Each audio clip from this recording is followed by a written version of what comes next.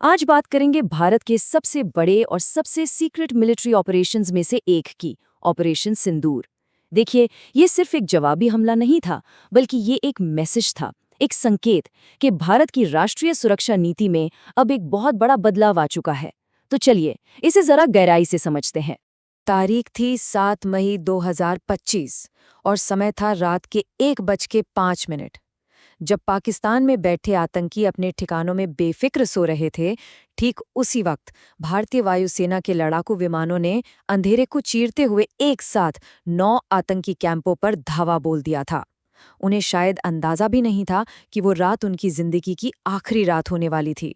और पता है, इस पूरे ऑपरेशन की सबसे हैरान करने वाली बात क्या थी? ये इतना बड़ा, इतना कॉम्प्लेक्स क्रॉस बॉर्डर हमला सिर्फ 25 मिनट में पूरा हो गया।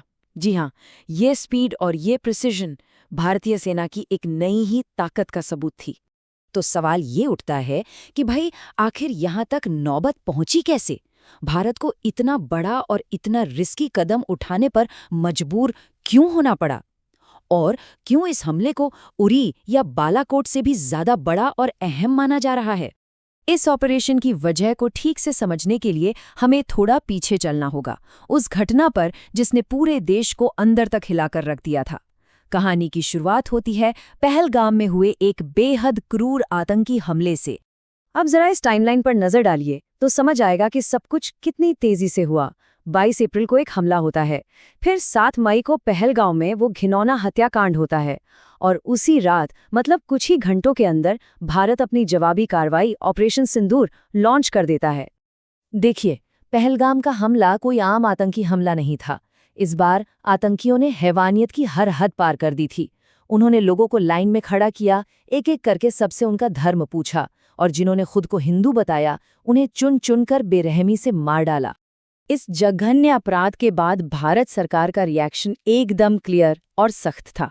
प्रधानमंत्री मोदी ने देश से वादा किया कि इसके पीछे जो भी हैं उन्हें ऐसी सजा मिलेगी जिसकी उन्होंने कभी सपने में भी कल्पना नहीं की होगी।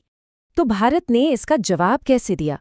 देखिए, ये सिर्फ एक फौजी हमला नहीं था, बल्कि ये एक बहुत सोची समझी टू प्रोंग्ड स्ट्रैटेजी थी। मतलब कूटनीति और सैन्य शक्ति दोनों का एक साथ इस्तेमाल किया गया।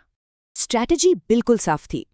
एक तरफ डिप्लोमेसी के जरिए पाकिस्तान को पूरी दुनिया के सामने बेनकाब करना था, उसे अकेला कर देना था, और दूसरी तरफ जमीन पर मिलिट्री एक्शन लेकर उन आतंकी ठिकानों को जड़ से उखाड़ फेंकना था जो भारत के लिए नासूर बन चुके थे। और डिप्लोमैटिक फ्रंट पर तो भारत ने ऐसे ऐसे कदम उठाए जो पहले कभी नहीं हुए थे। सिंधु जल संधि को सस्पेंड करने जैसा बड़ा फैसला लिया गया, व्यापार रोक दिया गया, और तो और पाकिस्तानी प्रोपेगेंडा पर एक तरह से डिजिटल स्ट्राइक कर दी गई।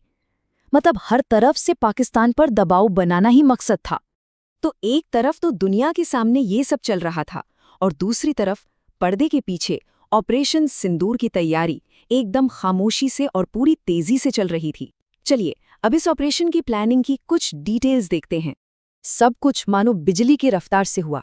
सरकार ने सेना को खुली छूट दे दी। रॉ और एनटीआरओ जैसी टॉप एजेंसीज ने 21 ठिकानों की लिस्ट तैयार की, जिसमें से एनएसए अजीत डोभाल ने 9 सबसे जरूरी और हाई वैल्यू टारगेट्स को फाइनल किया। और सिर्फ कुछ ही दिनों में 5 मई तक हमले का पूरा ब्लूप्रिंट तैयार भी था और अप्रूव भी हो चुका था। अब जरा इस स्लाइड पर खास ध्यान दीजिए, क्योंकि यही इस ऑपरेशन का सबसे जरूरी पहलू है। टारगेट्स सिर्फ पीओके यानी पाकिस्तान अधिकृत कश्मीर तक ही सीमित नहीं थे। आप देख सकते हैं कि 4 ठिकाने तो इंटरनेशनल बॉर्डर के पार पाकिस्तान के अंदर थे, सियालकोट, मुरीद के, और यहाँ तक कि बहावलपुर, जो बॉर्डर से करीब 100 किलोमीटर अंदर है और जैश का हेडक्वार्टर माना जाता है।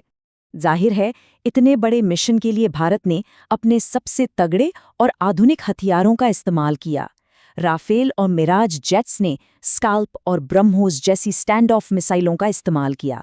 इसका मतलब है कि विमानों को खतरे में डाले बिना ही दूर से टारगेट्स को तबाह किया जा सकता था।